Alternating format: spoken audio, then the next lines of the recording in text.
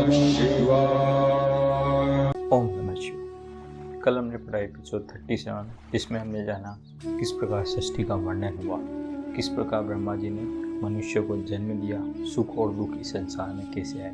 अब हम आज पढ़ेंगे एपिसोड 38, जिसमें हम जानेंगे स्वयंभू मनु और शतरूपा की, ऋषियों की और दक्ष कन्याओं की संतानों का वर्णन तथा सती और शिव की महत्ता का प्रतिपादन। अब ब्रह्मा जी कहते हैं नारद, उसके बाद यानी कि जो सृष्टि हुई उसके बाद मैंने शब्दन मात्रा आदि सूक्ष्म भूतों का स्वयं ही पंचीकृत करके, अर्थात उन पांचों का परस्पर सम्मिश्रण करके उनसे स्थूल आकाश, वायु, अग्नि, जल, पृथ्वी की सृष्टि की।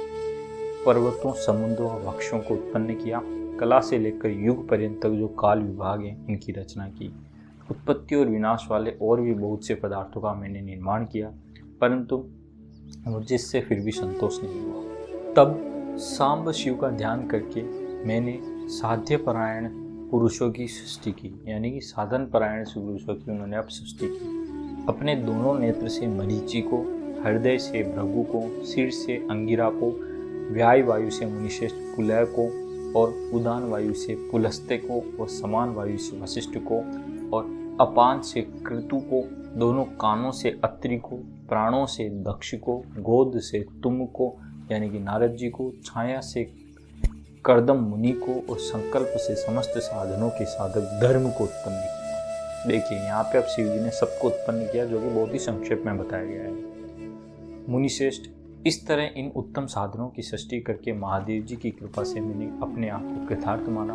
उसके बाद तत्पश्चात संकल्प से उत्पन्न हुए धर्म मेरी आज्ञा से मानव रूप धारण करके, कौन? धर्म मानव रूप धारण करके अपने साधकों की प्रेरणा से साधन में लग गए। इसके बाद मैंने अपने विभिन्न अंगों से देवता, असुर आदि के रूप में असंख्य पुत्रों की सृष्टि करके उन्हें भिन्न भिन्न शरीर प्रदान किए।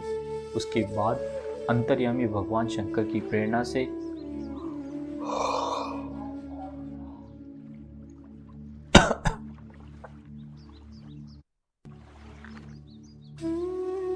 अपने शरीर को दो भागों में विभक्त करके मैं दो रूप वाला हो गया। नारद, आधे शरीर से मैं स्त्री हो गया, आधे से पुरुष। उस पुरुष ने उस स्त्री के गर्भ से सर्व साधन समर्थ उत्तम जोड़े को उत्पन्न किया। अब देखो ये सब ब्रह्मा जी कर रहे हैं। उन जोड़े में जो पुरुष था वह स्वयंभू मनु के नाम से प्रसिद्ध हुआ। स्वयंभू मनु के नाम से प्रसिद्ध हुआ। अब स्वयंभू मनु उच्च कोटि के साधन हुए। जो स्त्री हुई वह शतरूपा कहलाई, यानी जोड़ा उत्पन्न हुआ एक पुरुष और स्त्री का, स्वयंभू और शतरूपा, ये दो हुए। वह योगिनी और तपस्विनी बताई। मनु ने वैवाहिक विधि से अपनी सुंदरी शतरूपा का पाणी ग्रहण किया। वे मैथुन जनित सृष्टि से उत्पन्न करने लगे, यानी कि जो कि अब मानव जिस तरीके से भी अपनी संतानों को उत्पन्न करते हैं उस तरीके से। उन्होंने शतरूपा से प्रियव्रत और उत्तानपाद नामक दो पुत्र और 3 कन्याएं उत्पन्न की।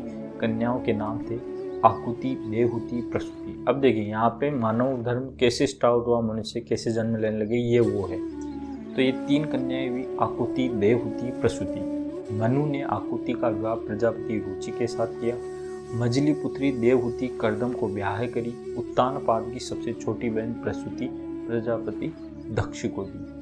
उनकी संतान परंपराओं में समस्त चराचर जगत व्याप्त हैं। रुचि से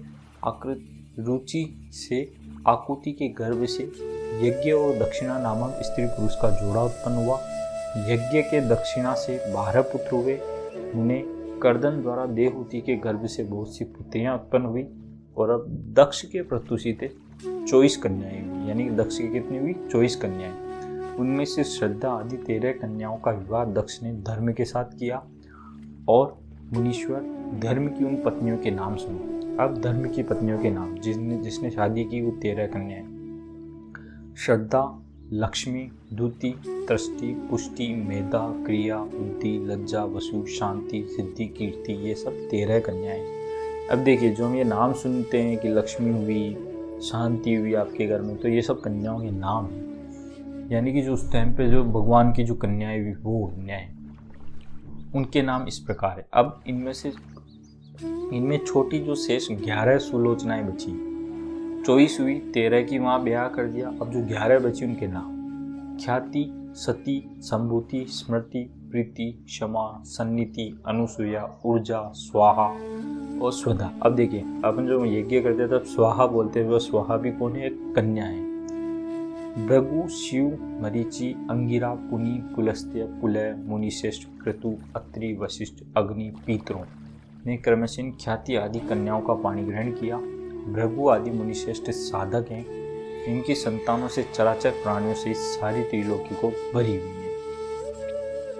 इस प्रकार अंबिकापति महादेव जी की आज्ञा से अपने पूर्व कर्मों के अनुसार बहुत से प्राणी असंख्य श्रेष्ठ द्विजों के रूप में उत्पन्न हुए। कल्प भेद से दक्ष के 60 कन्याएं हुई। कल्प भेद से दक्ष की कितनी कन्याएं हुई? अब 60। उनमें से 10 कन्याओं का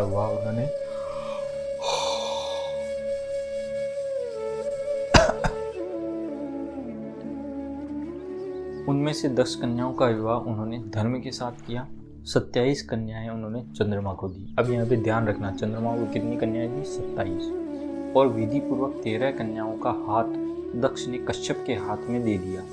नारद, उन्होंने 4 कन्याएं श्रेष्ठ रूप वाले ताक्षर्य यानी अरिष्ट नेमि को ब्याह दी। रघु, अंगिरा और कृशाशव को 2-2 कन्याएं अर्पित की। इन स्त्रियों से उनके पतियों द्वारा बहुसंख्य चराचर प्राणियों की उत्पत्ति हुई। दक्ष ने महात्मा कश्यप को जिन 13 कन्याओं का विधि पूर्वक दान दिया, उनकी संतानों से सारी त्रिलोकी व्याप्त हैं। स्थावर और जंगम में कोई भी सृष्टि ऐसी नहीं है जो कश्यप की संतानों से शून्य हो। देवता, ऋषि, दैत्य, वृक्ष, पक्षी, पर्वत, तृण, लता आदि सभी कश्यप पत्नियों से पैदा हुए हैं। इस प्रकार दक्ष कन्याओं की संतानों से सारा चराचर जगत व्याप्त है। पाताल से लेकर सत्यलोक तक समस्त ब्रह्मांड निश्चय ही उनकी संतानों से सदा भरा रहता है, कभी खाली नहीं होता। इस तरह भगवान शंकर की आज्ञा से ब्रह्मा जी ने भली भांति सृष्टि की। पूर्व काल में स्वर्गव्यापी शंभु ने जिसकी तपस्या के लिए प्रकट किया था, रुद्रदेव ने त्रिशूल के अग्रभाग पर रखकर जिनकी सदा रक्षा की, वे ही सतीदेव लोकहित का कार्य संपादित करने के लिए दक्ष से प्रकट हुई थी। उन्होंने भक्तों के उद्धार के लिए अनेक प्रकार की लीलाएं की। इसी प्रकार देवी शिवा ही सती होकर भगवान शंकर से ब्याही गई। तो अब दक्ष की जो कन्या थी वो सती भगवान शंकर से ब्याही गई। किंतु पिता के यज्ञ से पति का अपमान देखकर उन्होंने अपने शरीर को त्याग दिया, फिर उसे ग्रहण नहीं किया। अब देखो, ये बात छोटी सी बताई गई है, लेकिन आगे के चैप्टर में वो डिटेल में बताई जाएगी कि पिता के यज्ञ में पति का अपमान देखकर सती ने अपने शरीर को त्याग दिया और फिर उसे ग्रहण नहीं किया। वे अपने परम पद को प्राप्त हो गई। फिर देवताओं की प्रार्थना से वे शिवा पार्वती के रूप में वापस प्रकट हुई और बड़ी भारी तपस्या करके पुनः भगवान शिव को प्राप्त किया। इस जगत में अनेक नाम प्रसिद्ध हुए।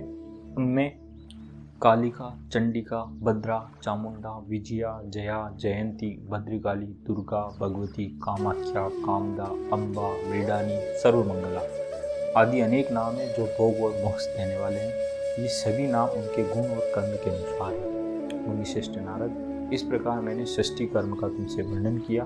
ब्रह्मांड का यह सारा भाग भगवान शिव की आज्ञा से मेरे द्वारा यानी कि ब्रह्मा जी के द्वारा रचा गया है। भगवान शिव को परब्रह्म परमात्मा कहा गया है। मैं, विष्णु और रुद्र यानी कि ब्रह्मा, विष्णु, रुद्र ये तीनों देवता गुणभेद से उन्हीं के रूप बतलाए गए हैं। वे मनोहर शिवलोक में शिवा के स्वच्छंद विहार करते हैं। भगवान शिव स्वतंत्र परमात्मा है, निर्गुण और सगुण सब कुछ भगवान शिव है। तो आज हमने पढ़ा एपिसोड 38 में कि किस प्रकार दक्ष की कन्याएं हुई, किस प्रकार किन किन कन्याओं का विवाह हुआ, किस प्रकार शिव और सती का विवाह हुआ। तो अब हम कल पढ़ेंगे एपिसोड 39। तब तक के लिए ओम नमः शिवाय। अगर आपको वीडियो अच्छा लगा हो तो वीडियो को लाइक करें, सब्सक्राइब करें और बेल आइकन पर क्लिक करें। ओम नमः शिवाय।